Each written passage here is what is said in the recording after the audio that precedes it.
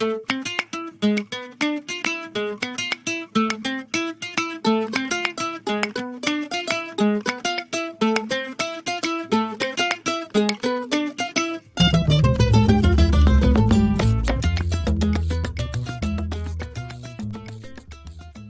mon pompon, tu es prêt à retourner au pays des Marvel avec le 2e épisode de notre diptyque sur WandaVision ?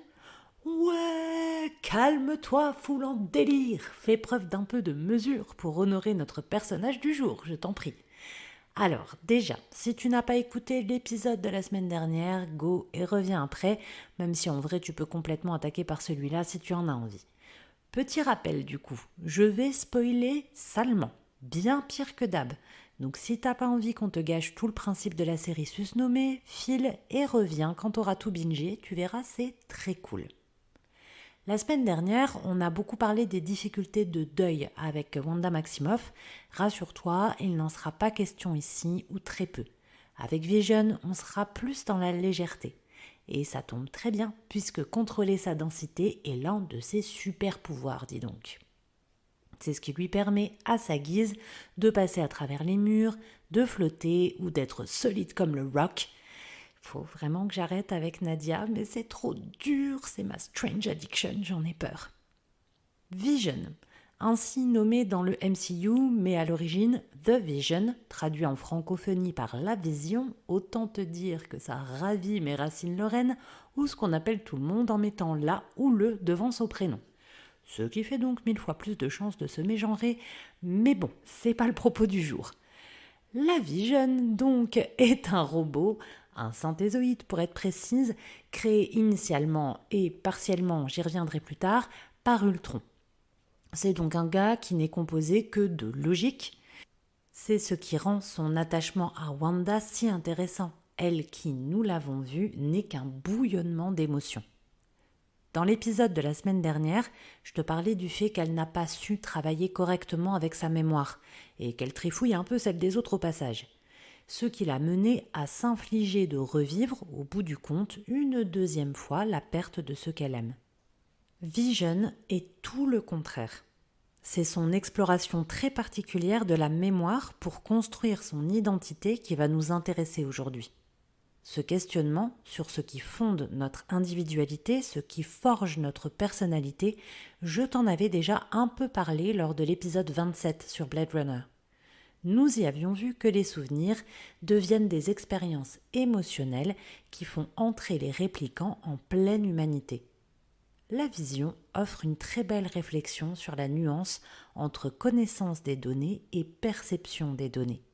Découvrons donc le parcours d'un programme défenseur de la vie, devenu lui-même un être qui vit.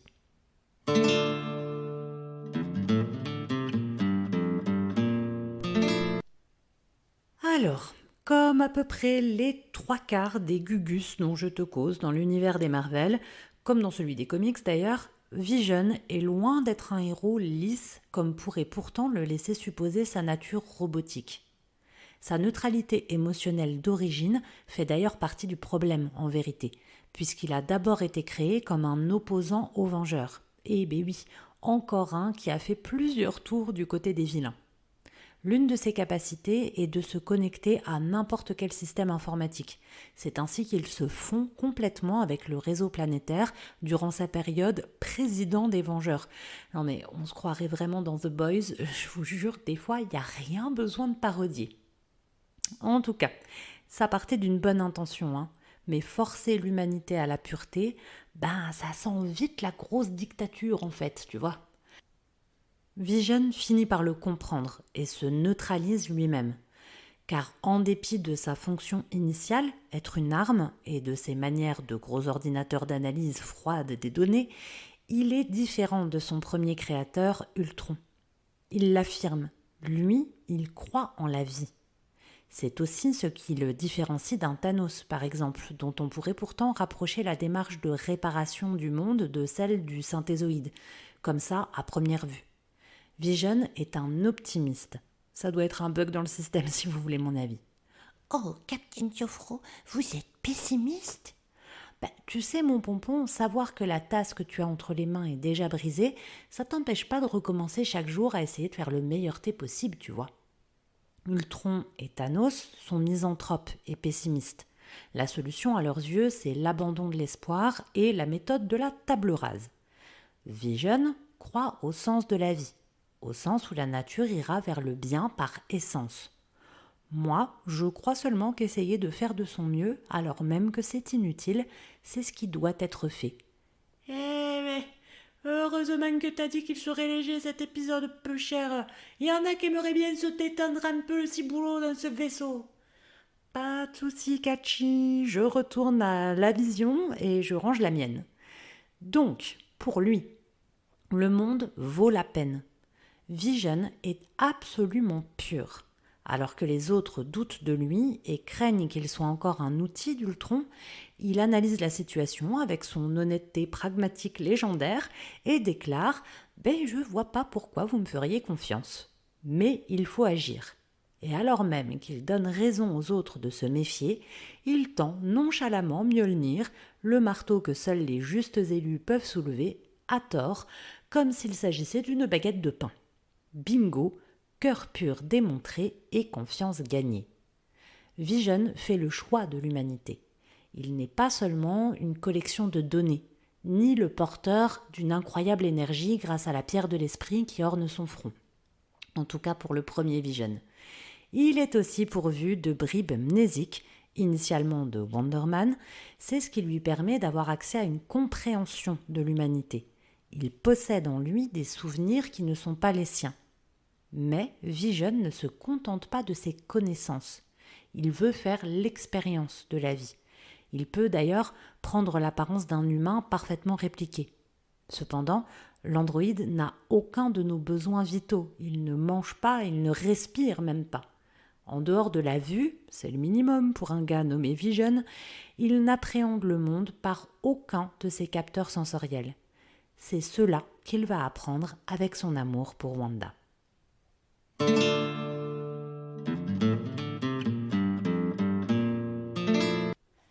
Et c'est aussi cela qui va le mener, malgré lui, à se retrouver une fois de plus avec le disque dur tout formaté et les sauvegardes écrasées. Je dis une fois de plus parce qu'il en a traversé de la bidouille dans les mains de divers scientifiques, à commencer par Iron Man. Il en a bouffé de la donnée. Eh bien, c'est la même chose ici, puisque rappelle-toi, la semaine dernière, je t'avais expliqué que Wanda déprogramme tout à mauvais escient pour refuser de vivre ses émotions et de traverser son deuil. Tout le travail de Vision dans cette série va être de réactiver son être profond, de rétablir ce qu'il est, sa personnalité et ses capacités. Si tu n'as pas écouté l'épisode précédent et ou que tu n'as pas vu WandaVision, je te contextualise viteuf. Wanda est la sorcière rouge. Elle peut créer des illusions presque réelles. Refusant la mort de son bien-aimé Vision, elle soumet un patelin entier à sa magie et recrée un Vision idéalisé avec lequel elle coule des jours heureux dans une série télévisée qui traverse les décennies. En somme, elle s'implante dans un cadre de fiction pour vivre l'existence maritale dont elle rêvait.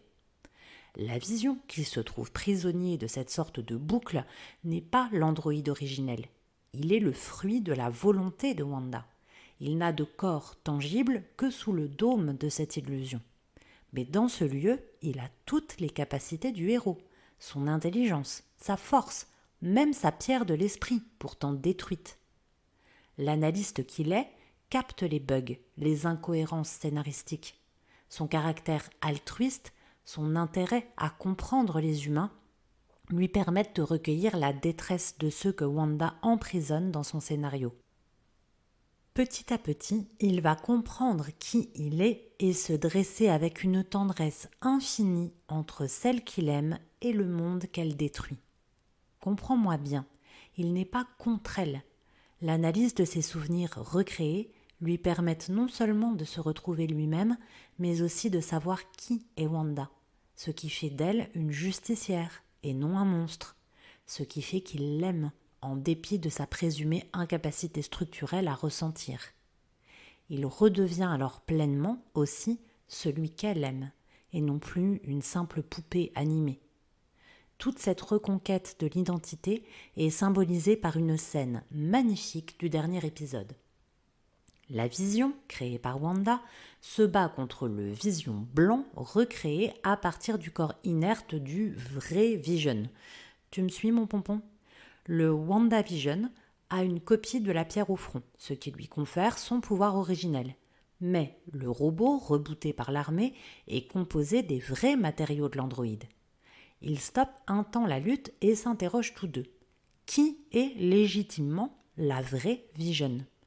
Le Vision de Wanda embarque alors l'autre dans l'expérience de pensée du bateau de Thésée.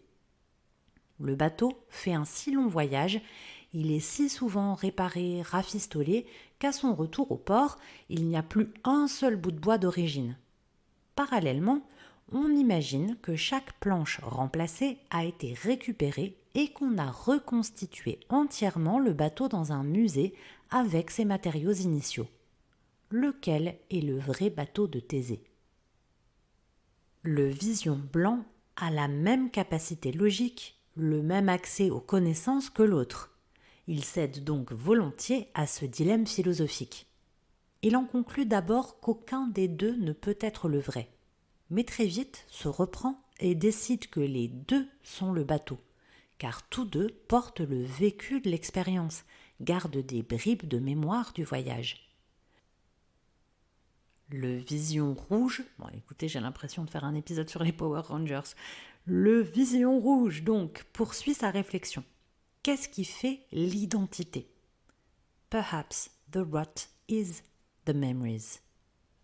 La planche ou la donnée de l'événement n'est rien. Ce qui compte, c'est la trace laissée par le souvenir, sa marque concrète, sensorielle. La pourriture de la planche rend celle-ci unique. Elle contient son histoire et son rapport au monde. Vision blanc lui répond qu'il n'a pas accès à sa mémoire. Mais les fichiers sont quelque part, lui assure l'autre qui a compris que cette mémoire était contenue, scellée par le circuit électronique qu'il porte au front et que l'armée lui a imposé pour mieux le contenir au lieu de la pierre de l'esprit. Vision blanc accepte de laisser son double rouge l'en libérer. Tout lui revient, comme une vague puissante de ressenti, de sa création jusqu'à sa mort. L'expérience de la mort est d'ailleurs exploitée dans les Marvel Comics comme l'accès ultime de Vision à son humanité. Celui qui ne peut mourir n'est pas vivant. Bref, ce qui émerge de cette rafale de mémoire, c'est Wanda. Ses yeux, sa voix, son parfum, sa main sur son visage, le goût de leur baiser. Les yeux de Vision blanc perdent leur aspect de circuit et deviennent deux véritables iris. Il renonce à ce combat et s'envole pour un autre en déclarant « Je suis Vision ». Trop classe cette scène. Et très belle métaphore du transhumanisme également. Ce qui compte, ce n'est pas la matière, mais la sauvegarde mémorielle, certes. Mais on voit bien que les souvenirs passent par les ressentis physiques, expérimentés et réactivés. C'est parce qu'il se souvient du goût de la vie que ce Vision-là sait qu'il n'en fait plus partie.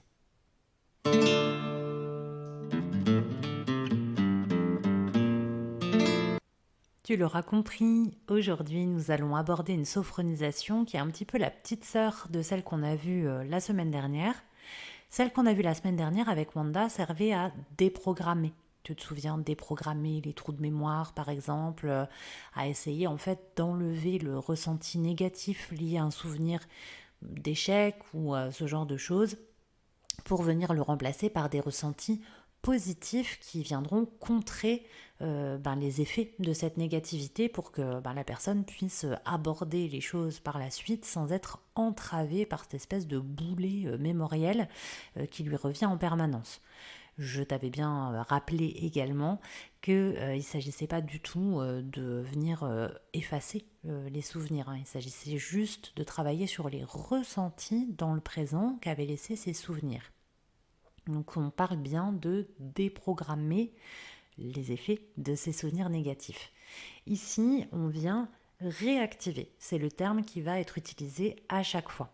En gros, là, on va, de manière beaucoup plus simple et positive, se servir des ressources qui existent déjà dans le passé de la personne pour venir lui permettre de bien se reconnecter au ressenti de ces ressources-là et de bien reprendre conscience qu'elle sait déjà par exemple passer un examen avec succès, elle a déjà su dormir paisiblement. C'est même une sophronisation, bien qu'elle soit du 3e degré, qu'on peut utiliser dans certains cas avec certaines intentions en première phase, en phase curative, alors que l'autre, il n'en était pas question, pour par exemple prendre du recul ou même simplement instaurer le calme, se recentrer, etc.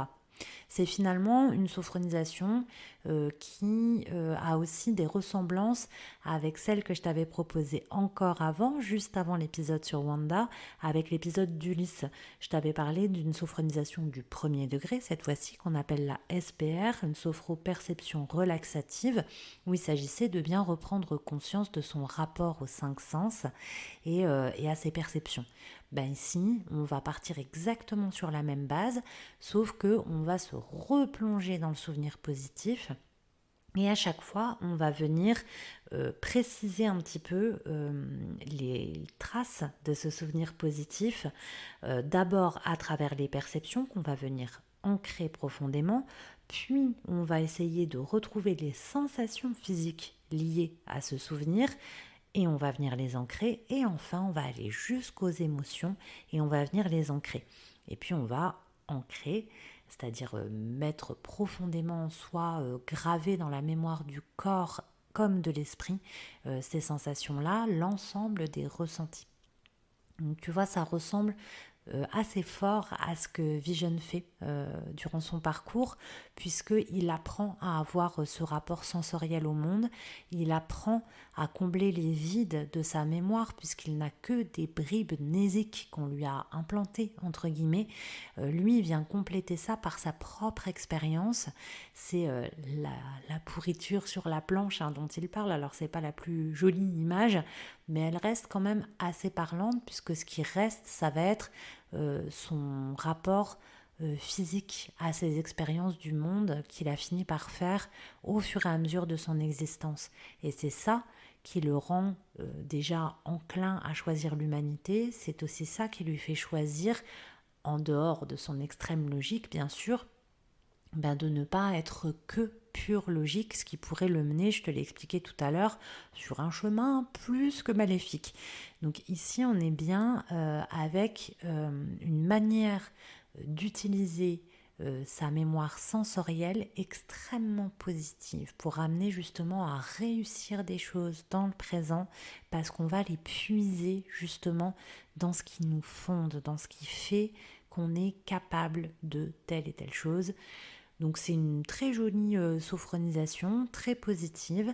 Alors attention néanmoins, même disclaimer qu'à chaque fois pour les sophronisations qui portent sur la mémoire, ce qu'on appelle les mnésies. Si jamais tu sais que tu as un petit peu de mal à déconnecter certains souvenirs, à, on va dire, isoler les souvenirs positifs du reste, parce que tout est un petit peu embrouillé, tout est un petit peu grisé, tout est un petit peu emmêlé avec des souvenirs négatifs, ne va surtout pas tenter là, comme ça, tout de suite maintenant, de faire cette mnésie. C'est vraiment pas conseillé du tout. Comme d'habitude, de toute façon, je te rappelle que les exercices que je te propose, encore plus les sophronisations et encore plus les sophronisations du 3e degré, c'est pas des choses qu'on fait comme ça au débouté en espérant avoir un résultat incroyable, bien entendu. Ça s'inscrit dans un parcours, c'est aussi quelque chose qu'on est censé adapter à ce que nous a dit la personne. Là, comme d'habitude, je ne vais pouvoir faire aucune adaptation puisque je n'ai personne concrètement en face de moi, donc je vais l'animer de manière très basique et très neutre. Néanmoins, si toi, tu es là dans une situation où tu te dis, tiens, ce serait super si je pouvais vraiment me remplir à nouveau de telles expériences précises, positives que j'ai connues dans mon passé pour aborder je ne sais quel événement derrière, et que je termine par ce dernier disclaimer habituel pour les sophronisations. tu n'es pas atteint de troubles du type TDI ou schizophrénie, dans ces cas-là, les sophronisations sont très déconseillées. Donc arrête-toi maintenant et je te dis à la semaine prochaine. Donc si tu as coché les cases de toutes ces hypothèses et de tous ces si, eh bien tu peux malgré tout participer et pratiquer, on va dire, cette relaxation avec moi aujourd'hui. Donc si tu es toujours là, eh bien je te propose d'aller t'installer confortablement, soit assis dans un beau fauteuil ou un canapé, mais tu peux aussi choisir de t'allonger dans ton lit ou dans le canapé susnommé si tu préfères. Je te rappelle également que si tu ressens le moindre inconfort pendant l'exercice, n'hésite pas à bouger légèrement, le cou notamment, fais-y bien attention quand on reste statique de cette manière-là, on a tendance à se figer un peu les muscles et après on est tout mal, donc n'hésite pas à bouger légèrement les pieds, les mains, le cou, à te retourner un petit peu si tu sens que tu en as besoin, sois bien à l'écoute de tes ressentis, c'est encore plus important dans cette sophronisation là puisque tu vas devoir reparcourir ces ressentis venus du passé, et puis évidemment reste bien concentré sur le son de ma voix pour suivre la relaxation et les visualisations et les ancrages au fur et à mesure. Si tu es bien installé, mon pompon, tu peux fermer les yeux.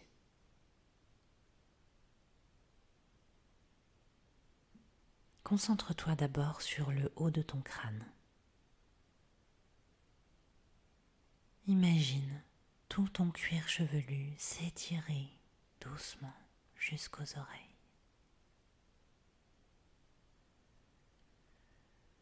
Laisse ton front se lisser complètement.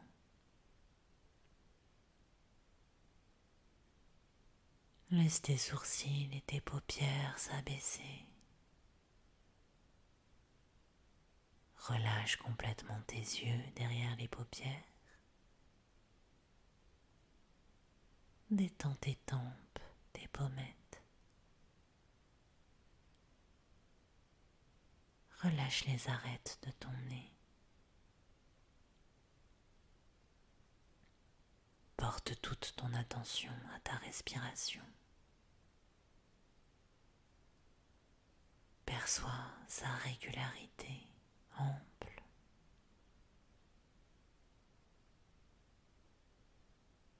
Laisse maintenant tes lèvres se détendre. Relâche tes mâchoires. Laisse ta langue reposer sur les dents inférieures.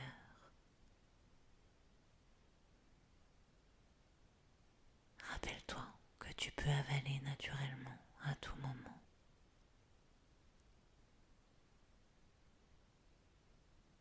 Prends conscience que tout le haut et toute ta tête sont détendus.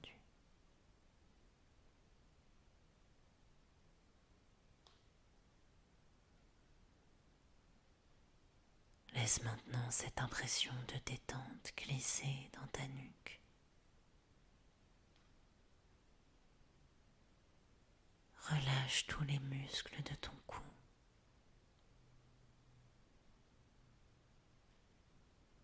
Sens tes épaules s'abaisser doucement.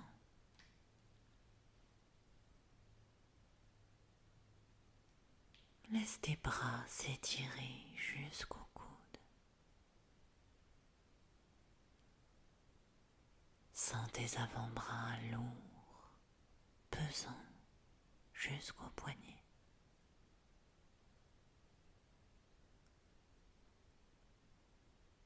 Laisse les muscles de tes mains s'étirer de la paume jusqu'au bout de chacun de tes doigts.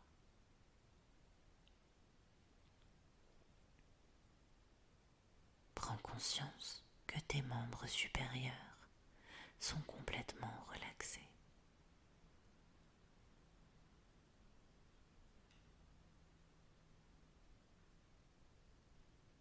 Accueille maintenant cette détente entre tes omoplates. Essaie de sentir l'espace qui se crée entre tes épaules. Laisse ton dos s'arrondir.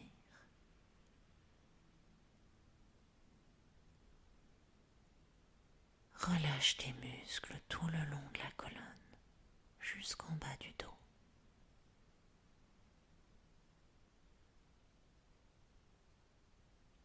Concentre-toi maintenant sur le souffle de ta respiration dans la cage thoracique.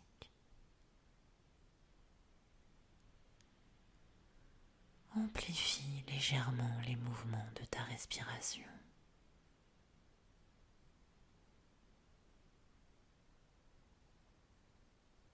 Laisse ce souffle régulier détendre tes côtes.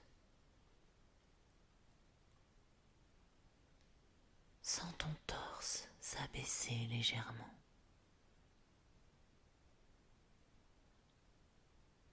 Laisse ton ventre se dénouer.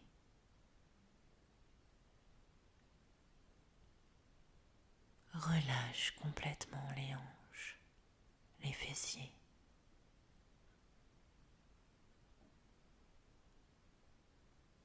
Prends conscience que tout le haut de ton corps est relâché.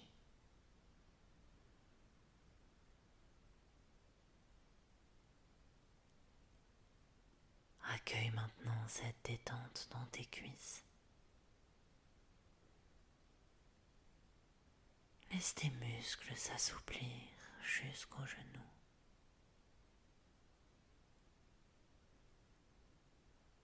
Relâche complètement tes mollets.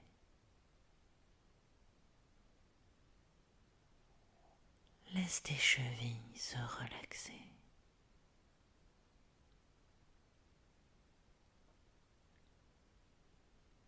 Et laisse tes pieds se détendre jusqu'au bout de chaque orteil.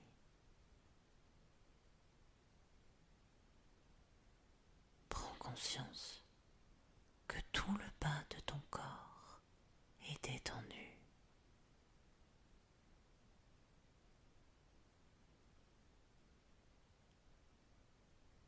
Prends conscience que tout ton corps est relaxé.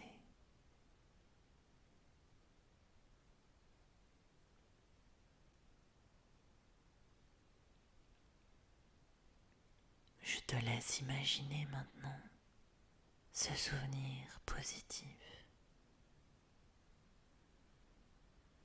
Replonge-toi pleinement dans la scène. Observe l'environnement autour de toi. Détaille les contours, les couleurs de ce qui t'entoure.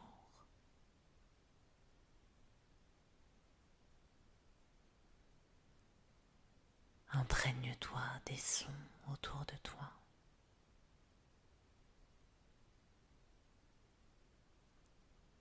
Perçois les odeurs qui t'entourent.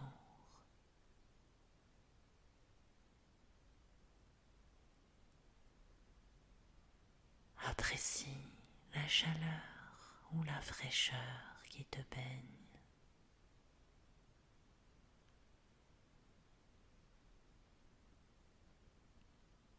Sois attentif à toutes tes perceptions.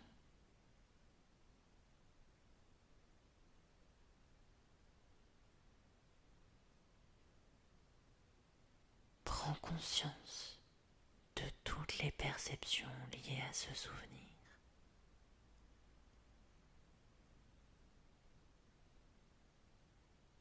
Et pour ancrer encore plus profondément en toi ces sensations, à mon signal et à mon signal seulement, tu inspireras profondément par le nez, tu retiendras ta respiration en pensant très fort à ces perceptions. Puis tu souffleras doucement par la bouche pour les diffuser partout dans ton corps. C'est à toi. Inspire profondément par le nez. Bloque ta respiration et pense très fort à toutes ces perceptions positives. Et souffle doucement par la bouche. laisse-les se diffuser partout dans ton corps. Reprends une respiration naturelle.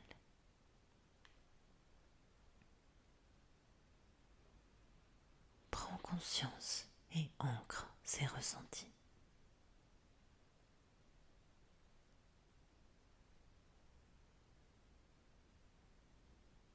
Concentre-toi à présent sur les sensations physiques que tu éprouves dans ce souvenir.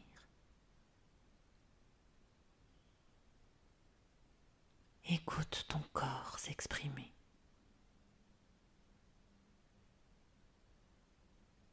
Distingue ces différentes manifestations. Prends le temps de repérer les zones où elles émergent.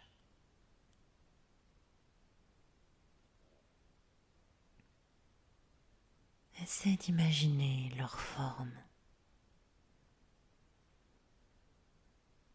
l'apparence de ces sensations.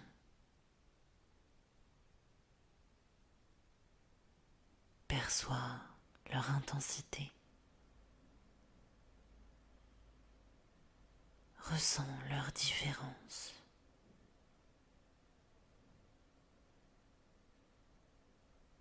Et prends conscience de toutes tes sensations internes.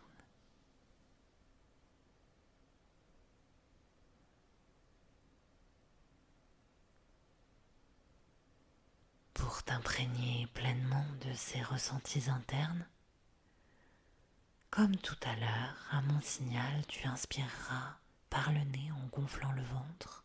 Tu bloqueras ta respiration en pensant très fort à ces sensations physiques, puis tu souffleras pour les ancrer profondément dans tout ton corps. C'est à toi. Inspire. Bloque ta respiration et inscris ces ressentis dans ta tête. Et souffle doucement par la bouche pour les diffuser en toi. Reprends ta respiration normale. Ancre ces ressentis.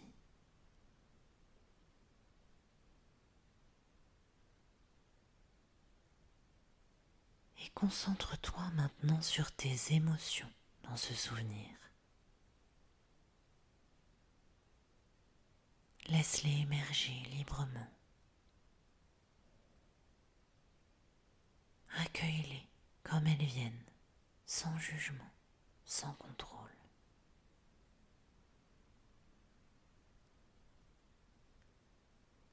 Prends le temps d'identifier tes émotions.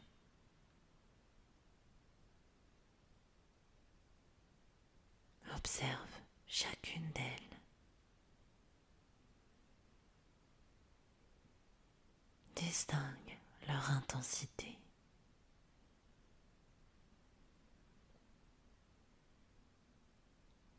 Et prends conscience de toutes tes émotions.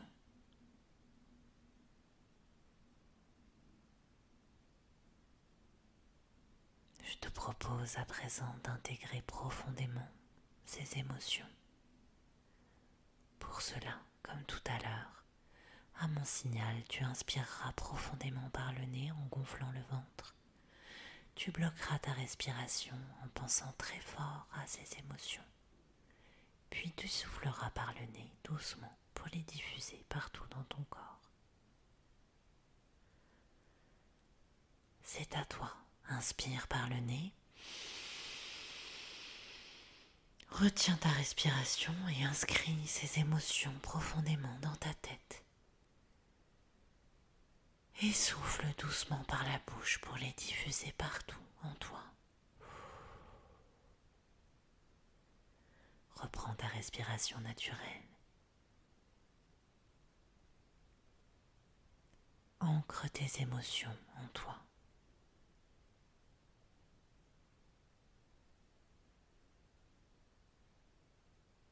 Pour finir, je te propose de t'imprégner de l'ensemble de tes ressentis, tes perceptions, tes sensations, tes émotions, ici et maintenant. À mon signal, tu inspireras par le nez, puis bloqueras ta respiration en pensant très fort à tes ressentis, en les inscrivant dans ta tête, puis tu souffleras doucement par la bouche pour les diffuser partout en toi. C'est à toi. Inspire par le nez, bloque ta respiration et inscris tous ces ressentis, toutes ces émotions dans ta tête. Et souffle doucement pour les diffuser partout dans ton corps. Retrouve ta respiration normale. Ancre l'ensemble des ressentis et des émotions ici et maintenant.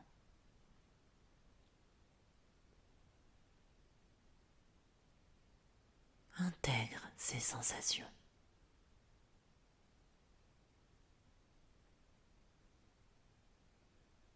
Souviens-toi que ces sensations restent présentes en toi. Pense à les activer au quotidien.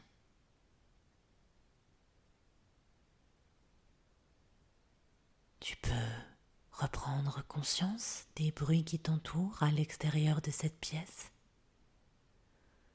Reprends conscience des points d'appui de ton corps, les pieds, les fessiers, le dos, les bras, la nuque, la tête.